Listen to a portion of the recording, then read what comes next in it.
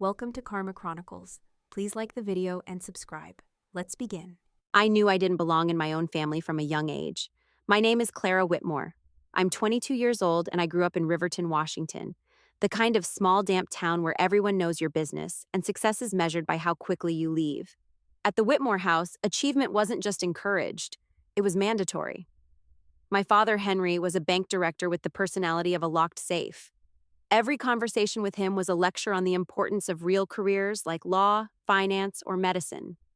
My mother, Margaret, a school superintendent, ran the household like it was an extension of her office. Sharp schedules, no excuses. And then there was Edward, my older brother. Edward, the perfect child. Edward, the surgeon with the Ivy League degree, awards, and a spotless resume. The entire family orbited around his accomplishments. Me? I loved repairing old furniture. I spent hours in the garage sanding down worn cabinets, painting chipped tables, and bringing broken chairs back to life. It wasn't just a hobby to me, it was the only time I felt free. But to my parents, it was childish tinkering. My mother once told me I looked like a mechanic without ambition when she found me covered in sawdust. I never forgot that. The night it all boiled over was during one of our Sunday dinners. The four of us sat at the big oak table in the dining room, where the silence was usually broken only by my father's critiques or Edward's stories about his latest surgical success. I was barely halfway through my plate when Dad looked up from his steak and said, "So, Clara, what's your plan now? You've graduated? Business school applications?" I hesitated, setting down my fork. "Actually, I've been thinking about starting my own workshop," I said, my voice steady but soft. "I want to restore old furniture and maybe a workshop?" Dad cut me off, his eyebrows shooting up. "Clara, that's not a career. That's a hobby for retirees or—" He looked at Edward for backup, and of course, Edward smirked. "You can't seriously think that's a future." Mom sighed like I just confessed to throwing away my life. "Sweetheart, you have a business mind. You should be pursuing something real, something stable. You're not a teenager anymore." "It is real to me," I said, a little sharper than I meant. My heart was pounding. "I love doing it. I want to—" "Love doesn't pay the bills," Dad snapped. "You need to grow up." Edward, the golden child, chuckled as he reached for the breadbasket. "Maybe you can fix up our old garage, Clara. Make it your little clubhouse." Their laughter felt like a punch to the gut. I didn't say another word. I just stared at my plate, every muscle in my body tense, my cheeks burning. That night, as I lay in bed staring at the ceiling, I made a quiet promise to myself. If they couldn't see my worth, I'd leave. I'd build something on my own, something they couldn't dismiss with a smirk. That was the last Sunday dinner I attended. I left Riverton on a gray Tuesday morning with nothing but my old Honda, a few savings, and a trunk full of tools. My parents didn't even know I was gone until I was halfway to Seattle. I'd packed quietly the night before, stuffing my work gloves, brushes, and the battered workbench I bought from a thrift store into the back of the car. It was the first time in my life I felt like I was doing something entirely for myself. Seattle wasn't far, but it felt like another planet. The studio apartment I rented was barely bigger than my old bedroom, a single room with a tiny kitchen and a bathroom that smelled faintly of mildew, no matter how much bleach I used, but it was mine. I set up the workbench by the window, stacked my sandpaper and paint cans neatly against the wall, and decided to call my little venture Timber and Thread. At first, I had no idea what I was doing. I posted flyers on community boards and set up an Instagram account trying to advertise my restoration services. I even started listing small handmade pieces online, stools, shelves, and coffee tables I built from discarded wood. But nobody seemed to care. Most messages I got were either people asking for impossible discounts or worse, people questioning if I had real credentials. One woman came by to see a table I'd refinished and asked, "So, you don't have a design degree? You're just doing this?" She said doing this like it was a crime. She didn't buy the table. Money was tight, tighter than I'd expected. I lived off instant noodles, peanut butter sandwiches, and the occasional dollar menu burger. Every week, I watched my bank account shrink like a puddle in the sun. I took whatever odd repair jobs I could find, fixing broken chairs for neighbors, repainting thrift store finds. None of it paid much, but it kept me from quitting. Then came the accident. It was late at night, and I was sanding down a stubborn chair leg, trying to smooth out a deep crack. My hand slipped, and the chisel cut deep into my palm. The pain was immediate and sharp, blood rushing faster than I could grab a rag. I remember sitting on the floor of that little studio, holding my hand and thinking, is this it? Is this the sign that I'm not cut out for this? The next day, with my hand bandaged and aching, I saw a flyer at the local coffee shop. Artisan Craft Fair monthly community meeting open to all makers. I hesitated, but something in me said to go. Maybe I'd find someone who understood. Maybe I'd figure out how to turn my passion into something real. Walking into that meeting hall was like stepping into another world. People chatting, laughing, showing off pottery, textiles, and woodwork. It was intimidating, but it was the first glimmer of hope I'd felt since I left home. The community hall smelled faintly of sawdust and coffee. Folding tables lined the room, covered with handmade goods, ceramic bowls, knit scarves, wooden bowls polished to a shine. I felt out of place, standing there with my bandaged hand and thrift store jeans, clutching a stack of flyers I'd printed at the library. Most of the other makers seemed confident, chatting with potential customers and exchanging business cards like they'd been doing this forever. I was about to slip out when someone spoke behind me. "Those yours?" I turned to see a woman with dark hair pulled into a loose bun, wearing a faded denim jacket splattered with paint. She was pointing to the small wooden picture frame I'd brought as a sample.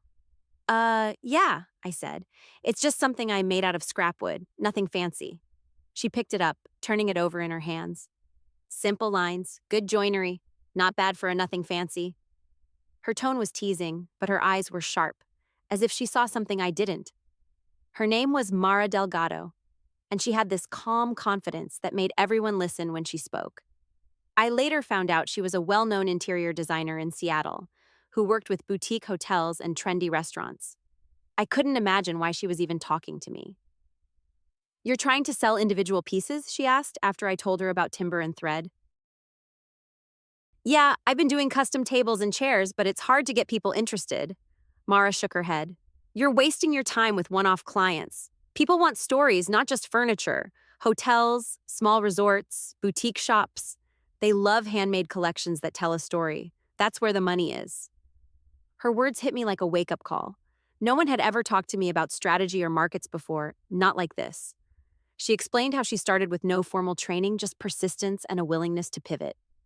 By the end of that conversation, I felt like I'd been handed a map out of the fog. Over the next few weeks, Mara became something like a mentor. She came by my cramped studio, looked over my designs, and pushed me to create a cohesive collection instead of random one-off pieces. "Think sets," she told me. "Matching chairs, tables, nightstands, pieces that feel connected." I barely slept that month. I spent my last dollars on better wood and tools, sanding and staining late into the night until my hands ached. When I finally finished my first small collection, rustic, warm-toned pieces meant for a cozy inn, I sent photos to every boutique hotel email I could find. 2 weeks later, I got a reply from a small seaside inn in Oregon. They wanted to see my work in person. It was the first time I truly believed I could make this dream real. The day I got the email from the Seabreeze Inn in Oregon, I read it at least 10 times to make sure it was real. They wanted a full dining set, tables and chairs, all handmade, with that weathered but warm style they'd seen in my photos. My entire body buzzed with equal parts joy and terror. It was more work than I had ever done, and I didn't have the tools or space for a job that big. I called Mara immediately. "Congratulations," she said, like it was the most obvious thing in the world. "Now let's figure out how you're going to pull this off." We sat in my tiny studio, surrounded by half-finished chairs and piles of wood. Mara scribbled notes on a yellow pad, breaking down every piece I'd need to make, every cost I had to calculate. "You can't just wing this," she warned. "These people are paying for craftsmanship and reliability. This is your chance to prove you're both." I didn't sleep much that month. My day started at 6 in the morning and went until midnight. I upgraded my hand tools to a few secondhand power tools, still carefully calculating every expense. My studio was so cramped that I had to build half the pieces outside in the parking lot, working under a tarp when the Seattle rain started pouring. By some miracle, I finished everything on time. 6 dining tables and 24 matching chairs. When I loaded the pieces into a rented van, my hands were shaking from exhaustion and pride. I drove the 4 hours to the inn myself, too nervous to trust a shipping company. The inn manager, a warm woman named Claire, greeted me with a smile that felt like sunlight. "Wow," she said, running her hands along the smooth surface of one of the tables. "These are even better than we imagined." Hearing those words felt like someone had handed me a piece of myself I didn't know was missing. Claire insisted I stay for dinner that night. And as I watched guests eating at my tables, I realized this was the first time my work wasn't just sitting in a dusty corner of my studio. It was part of someone's space, someone's experience. The payment from that order was more money than I'd ever made at once. I immediately put it back into the business, buying proper tools and renting a slightly larger workshop. I even hired a part-time assistant, Sam, a college art student who reminded me of myself a few years ago. Sam was eager, always asking questions, and I saw a little spark in him that made me want to teach as I learned. Mara pushed me to take another leap. "You need to show people what you're capable of," she said. With her help, I launched a simple website, just photos of my pieces and a contact form. I started sending free samples to interior design firms, hoping someone would notice. A few weeks later, a luxury eco-resort in Oregon placed an order for a full set of custom dining tables. It was worth more than I had ever imagined timber and thread could earn. I delivered those tables myself too, and the resort manager told me, "Your work has a soul to it. People are going to remember this." Word began to spread. For the first time, I felt the tide turning. Despite everything I'd built, my parents still thought I was wasting my life. It had been nearly a year since I'd left Riverton, and in that time, Timber and Thread had gone from a cramped studio operation to a small but growing business. I had real clients, real contracts, and even Sam, my part-time assistant. But when I called home, I'd still get comments like, "So, when are you going to get serious, Clara?" from my dad, or "You should still consider an MBA" from my mom. Meanwhile, Edward was the hero, as always. His latest accomplishment, a medical study he co-authored, had been published, and my parents wouldn't stop gushing. Every phone call turned into an update about Edward's incredible achievements. It was as if I didn't exist. I stopped trying to explain what I did. One night, after a call where my father spent 10 minutes talking about Edward's brilliant career trajectory, I realized they had no interest in hearing about mine. They still thought I was some kind of aimless dropout tinkering with wood in a rented garage. Then, I learned something that stunned me. A close family friend, Mrs. Langford, called me one evening to ask if I'd heard about my father's bank. "The Riverton savings scandal?" she said. I hadn't. My dad's bank was on the brink of foreclosure after an ugly financial mess that apparently was all over local news. I spent the rest of that night thinking about it. I didn't have a great relationship with them, but they were still my family, and my mother's health was declining. She'd been dealing with early heart issues, something I'd heard about through Edward, not her. I couldn't just stand by. So I quietly set up a trust fund I called the Hearthstone Fund. I wired enough money to cover their mortgage payments, medical bills, and a chunk of the bank's debts. I never put my name on anything. I didn't want the conversation that would follow. I even covered the daycare fees for Edward's twins by creating an anonymous scholarship program through the preschool. They never once suspected it was me. At Christmas, when Edward mentioned how lucky it was that some mysterious fund had stepped in to help with their mortgage, my father scoffed and said, "Some people just have good timing." He didn't even glance in my direction. I didn't tell anyone.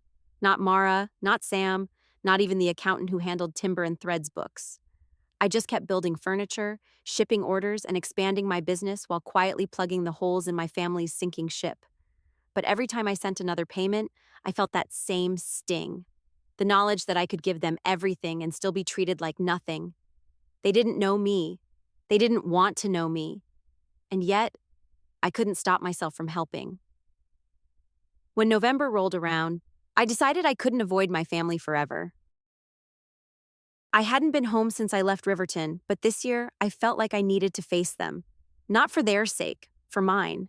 I wanted them to know, even if they didn't understand, that I had built something worth being proud of. I drove back into town on the morning of Thanksgiving with a portfolio of my work, a few glossy brochures from Timber and Thread Studios, and the magazine article that had recently named me one of the Northwest's top 10 artisan entrepreneurs. I told myself I wasn't looking for validation. I just wanted the truth out in the open. When I walked into the Whitmore house, it was as if nothing had changed. The table was already set with my mother's polished china, and Edward was in the living room, holding court about some new surgical technique. He barely glanced at me before launching into another story about saving a patient's life. My parents, of course, hung on every word. Dinner started the same way it always did, with my father asking Edward about his career, my mother praising him like he was some kind of modern-day hero. Nobody asked about me. Not once. Finally, I decided I wasn't going to sit there, silent and invisible. I waited until Edward finished talking about his latest research grant. That's great, Edward, I said, keeping my voice even. I'm proud of you. But I also have some news. The table went quiet for a moment, like they were surprised I'd spoken at all. I reached into my bag and pulled out the magazine, sliding it onto the table. Timber and Thread Studios just made this list, I said. We supply custom furniture to resorts and boutique hotels across 3 states. I have 40 employees now. I thought you'd like to know. My father frowned at the magazine cover as if it was a personal insult. Clara, you don't have to exaggerate. We all know you're doing your little project. That's fine. It's not a project, I said, my tone sharper. It's a company, a successful one. And by the way, I've been paying off your mortgage, your medical bills, and Edward's daycare fees for the last year. The silence that followed was deafening. My mother blinked like I'd just spoken a foreign language. Edward's fork slipped from his hand, clattering against his plate. You're joking, my father finally said, his face tightening. Don't lie to us, Clara. We don't need your charity. I felt a laugh rise in my throat, but it wasn't a happy one. Charity? I bailed you out when your bank was circling the drain. I paid Mom's hospital bills when her insurance wouldn't cover everything. I paid for Edward's twins to have daycare so he could keep working. I did all of it without asking for a single thank you. My father's face went red. You don't get to come in here waving your money around and act like you're better than us. We didn't raise you to brag about. I stood up. You didn't raise me to be anything but Edward's shadow. My voice shook, but I didn't care. I'm done. You can keep pretending I'm a failure, but I'm done helping people who don't see me. Before anyone could answer, I grabbed my bag and walked out. I didn't even look back. On the drive back to Seattle, I made a decision. No more anonymous payments, no more quiet sacrifices. They'd made their opinion of me clear, and I was finally going to stop trying to earn their approval. Leaving Riverton for the second time felt different. The first time I left in anger and desperation, unsure of who I was or what I could build. This time I left with clarity. I had nothing tying me to that town anymore. No need to explain myself, no need to prove anything to people who would never see me for who I was. By early spring, Timber and Thread had grown beyond anything I had imagined. My team had doubled, and orders were coming in from as far as California. Mara kept telling me, "You're outgrowing Seattle. You need a bigger space, something that reflects what Timber and Thread has become." She was right. The cramped workshop that once felt like my sanctuary now felt like a cage. Clearwater, Florida wasn't part of any master plan. I'd gone there for a design conference, and the moment I saw the ocean stretching endlessly under the bright blue sky, something inside me shifted. It was the opposite of the gray, wet winters I'd grown up with, a place where my work could breathe, and so could I. 2 months later, I signed a lease on a large, sunlit warehouse overlooking the shore. The new headquarters was everything I'd dreamed of. High ceilings, whitewashed walls, and wide windows that let in natural light all day long. I spent days arranging the layout, workstations along one side, a small showroom with sample pieces near the entrance, and a corner office I barely used because I preferred being on the floor with my team. For the first time, I didn't hide my success. When people asked about Timber and Thread, I spoke proudly about the clients we served and the people we employed. I had learned that humility didn't mean shrinking yourself to make others comfortable. It meant standing tall while giving credit to those who helped along the way, like Mara, who remained my closest mentor and friend. It was at one of Clearwater's small business mixers that I met Daniel Reyes. He wasn't flashy, just a quiet guy with warm brown eyes and a focus on eco-friendly construction projects. We started talking about reclaimed wood and sustainable materials. Not exactly the kind of conversation most people would find exciting. But with Daniel, it felt natural. He understood why I cared so much about giving new life to old things.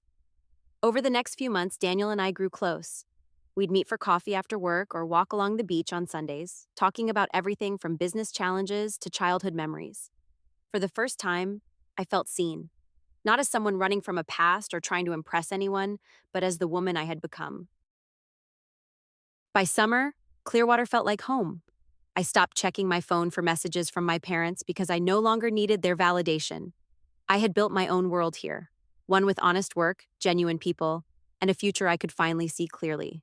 The idea for the Forge and Flourish initiative came to me on a quiet evening at the new Clearwater workshop. I was sitting on a stool staring at a half-finished table when it hit me how lucky I'd been to meet Mara when I did. Without her guidance, Timber and Thread might have failed before it ever began. I wanted to give other self-taught artisans that same chance, the kind of support I had once desperately needed. I spent weeks drafting a plan with my team, a mentorship and funding program for makers who didn't have formal credentials or financial backing.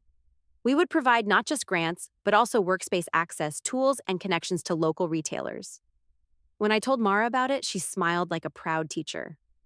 "You're doing what we all should be doing, sending the ladder back down." The launch event was small but heartfelt. We cleared out the showroom, setting up folding chairs and string lights, and invited local artisans, small business owners, and a few reporters. I gave a speech that night, though my voice shook more than I expected. When I started Timber and Thread, I had nothing but a few tools and an idea, I said, looking around at the faces in the crowd. Most people told me I wasn't qualified, that I didn't have the right degree or connections, but someone believed in me when I didn't believe in myself. This program is for the people who feel like they don't belong in the right rooms, because you do. Your work has value, even if no one sees it yet. The response was overwhelming. Applications poured in within days, from painters, carpenters, ceramicists, even a leather worker who'd been crafting pieces in his backyard shed for years. Reading their stories felt like looking into my own past, the same mix of determination and self-doubt, the same hunger for a chance. Our first recipient was a 20-year-old metalworker named Jamie from a small town in Texas. When I told her over a video call that she'd been chosen, she broke down crying. "You have no idea what this means to me," she said, wiping her face with her sleeve. "I thought I'd have to give this up because no one believed in me." After the call, I sat alone in my office, staring out at the ocean, and felt something I hadn't felt in years. A deep, steady sense of purpose. Timber and Thread wasn't just my business anymore. It was a platform to help others break free from the same walls I had escaped. I finally understood. Success wasn't just about proving people wrong. It was about lifting others up so they could prove themselves right. It had been months since I last spoke to my family when my phone rang late one evening. I almost didn't answer when I saw Edward's name on the screen. We hadn't exchanged more than a few obligatory holiday texts in years, but something told me to pick up. "Clara," Edward said, his voice softer than I'd ever heard it. "I owe you an apology." I sat there, silent, unsure of how to respond. "For what?" I finally asked. "For everything," he said. "For not taking you seriously. For laughing when Mom and Dad dismissed you. For letting them talk down to you like you didn't matter." He paused. "I know about the daycare fund, the anonymous scholarship I found out last month." The words hit me like a weight I hadn't realized I was still carrying. He knew. After all the secrecy, all the times I pretended I didn't care, he knew. "I didn't do it for you to notice," I said, my voice tight. "I know," he said, "and that makes it worse. I never once thanked you. Instead, I let them keep calling you a failure while you were the one holding us all together." There was a pause before he added, "You don't have to forgive me. I just needed to say I was wrong." After the call ended, I sat on my porch for a long time, listening to the ocean. Forgiveness didn't come easily, but I couldn't deny the sincerity in his voice. For the first time, I believed Edward meant every word. A few days later, I received a letter in the mail, handwritten on my father's stiff, formal stationery. My heart pounded as I unfolded it. "Clara, your brother told me the truth. I don't know how to apologize for the things I've said and the way I treated you. I was wrong. You built something extraordinary, and I'm proud of you. I should have said that a long time ago." The letter was short, but for my father, it was monumental. I didn't know what to feel. Relief, anger, sadness? Maybe all three. But I knew I wanted to meet them, on my terms. A week later, I invited them to a quiet seaside cafe in Clearwater. Edward came, looking tired but genuine, and my parents walked in hesitantly, like they weren't sure if I'd stay. For the first time, the conversation wasn't about who was better or who had achieved more. We talked about the business, about Edward's kids, even about Mom's health. There were no snide remarks, no dismissive tones. When I left the cafe, I didn't feel like I had won anything, but I felt lighter, as though I no longer needed to prove myself to them. I'd already done that just by living my own truth. The following summer, I hosted my first backyard dinner in Clearwater. The ocean breeze carried the scent of salt and citrus through the air, and the string lights I'd hung between palm trees gave the evening a warm glow. Around the long wooden table, a table I built myself, sat the people who had become my true family, my team from Timber and Thread, Daniel, Mara, and a few of the young artisans from the Forge and Flourish initiative. There was laughter, the kind that comes easily when you're surrounded by people who accept you as you are. Sam told a story about a delivery gone wrong that had everyone in stitches, while Mara teased me about how I still sand every piece of wood like it's a sacred ritual. Even Daniel, who was usually quiet, leaned in with a smile that made me feel like the whole world had slowed down for a moment. As I watched everyone passing bowls of roasted vegetables and fresh bread, I felt something I hadn't felt at my family's dinner table in Riverton: warmth. Not the polished, performative kind my parents valued, but the kind that comes from genuine connection. After dessert, I stepped back for a moment, letting the laughter fade into the background as I took it all in. A year ago, I'd been sitting alone in a cramped studio apartment, wondering if I'd made a mistake by chasing this dream. Now I was here, not just surviving, but thriving, surrounded by people who believed in me without conditions. Daniel walked over, handing me a glass of wine. "You look like you're somewhere far away," he said. "Just thinking," I replied with a small smile, "about how I used to spend holidays trying to prove I was worth something to my own family." "And now?" he asked. "Now I don't need to prove anything," I said. "Not to them, not to anyone." I realized then that forgiveness wasn't about getting an apology or having the past erased. It was about releasing myself from the need for their approval, freeing up space to build something better. I had done that. The night ended with all of us sitting on the sand, watching the moonlight ripple across the water. I felt whole in a way I never had before. I didn't need to be the perfect daughter or the perfect sister. I just needed to be me, the woman who carved her own path, piece by piece, like the furniture I built. And for the first time, that was more than enough.